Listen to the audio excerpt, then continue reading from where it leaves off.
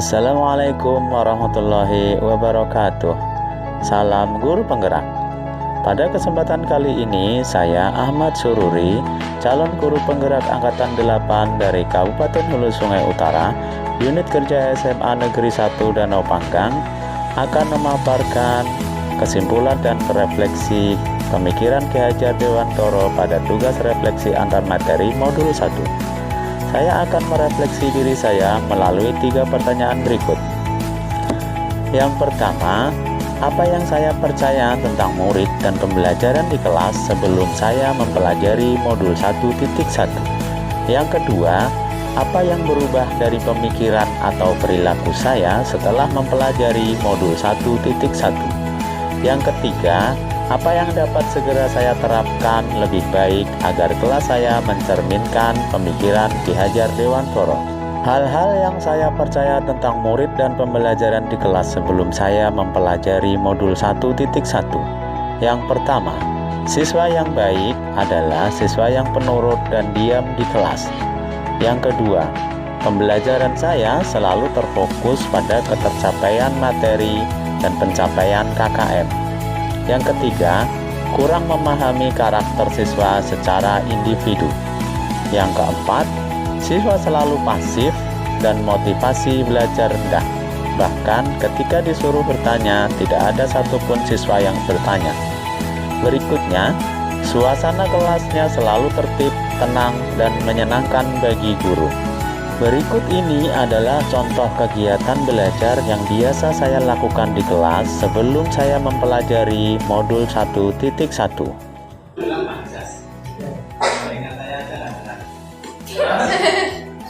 Master ada 5. Master ini ada apa saja? Ada metafor. Ya, metafor. Oh. Terus? Ada hiperbola. Apa? Hiperbola. Setelah saya mempelajari modul 1.1 yang berubah dari pemikiran atau perilaku saya, antara lain, yang pertama, merubah pemikiran bahwa guru bukan merupakan satu-satunya sumber belajar. Apapun yang ada di sekitar kita bisa digunakan sebagai sumber belajar anak. Anak bebas memilih sumber apa dan bagaimana sumber belajar yang bisa mereka gunakan. Tugas guru adalah menuntun, mengarahkan mana yang baik dan yang mana tidak baik. Yang kedua, pembelajaran menjadi berpusat pada anak. Dengan aktivitas pembelajaran yang berpusat pada anak, anak akan menjadi lebih aktif karena terlibat dalam proses pembelajaran sehingga mereka dapat mengkonstruksikan pembelajarannya. Yang ketiga, saya lebih bisa menghargai setiap karakteristik semangat belajar anak. Anak terlahir berbeda. Setiap individu memiliki keunikannya masing-masing. Saya selalu melihat perbedaan ini akan menjadikan pembelajaran lebih berwarna. Bagaimana sebagai seorang pamong, saya harus bisa menuntun anak sesuai dengan kodratnya. Selain itu, selain mempelajari modul 1.1 ini juga dapat merubah perilaku saya, antara lain, seorang guru harus dapat mengemas pembelajaran secara menarik agar motivasi belajar siswa meningkat.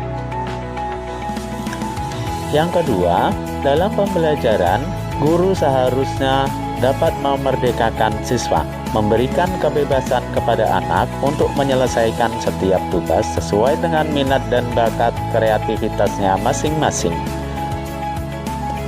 Kemudian, agar kelas mencerminkan pemikiran Ki Hajar Dewantoro, penerapan yang akan segera lakukan di kelas antara lain, yang pertama, merancang pembelajaran yang interaktif dan menyenangkan dengan melibatkan peserta didik. Yang kedua, menerapkan pembelajaran berbasis kearifan lokal dengan budaya setempat.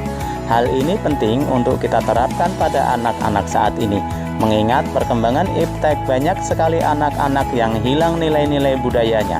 Di sini saya sebagai seorang guru berusaha memberikan penerapan materi terhadap kehidupan sehari-hari anak sesuai dengan kearifan lokal budaya setempat. Yang ketiga adalah menerapkan konsep merdeka belajar dan mengintegrasikan setiap pembelajaran dengan pencapaian profil pelajar Pancasila.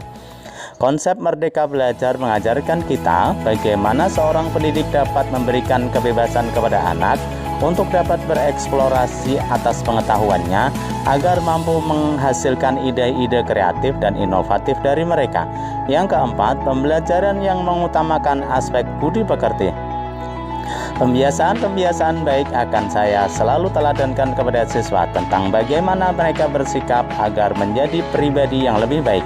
Yang kelima, tidak lagi menuntut tetapi menuntun. Kita sebagai guru berperan sebagai among dalam penerapannya di kelas. Sesuai dengan pengajaran dan pendidikan dari Ki Hajar Dewantoro, kita dapat menerapkan pola asih, asuh, dan asah. Yang terakhir, pembelajaran yang sesuai dengan kodrat alam dan zaman. Sesuai dengan pemikiran Ki Hajar Dewantoro bahwa kodrat anak adalah bermain, dan saya akan mengintegrasikan permainan dalam pembelajaran agar suasana kelas menjadi menyenangkan. Berikut ini adalah contoh suasana kelas setelah saya menerapkan pemikiran Ki Hajar Dewantoro. Ya.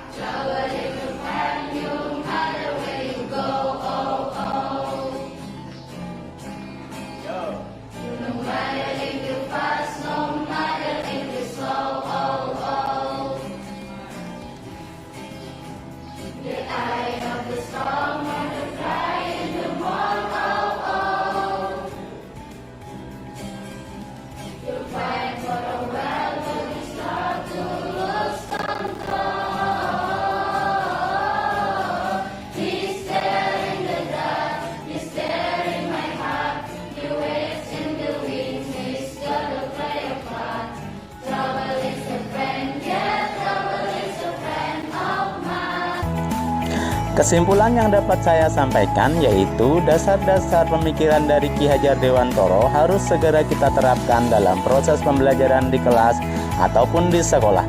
Di antaranya, pendidikan adalah menuntun anak sesuai dengan minat dan bakatnya.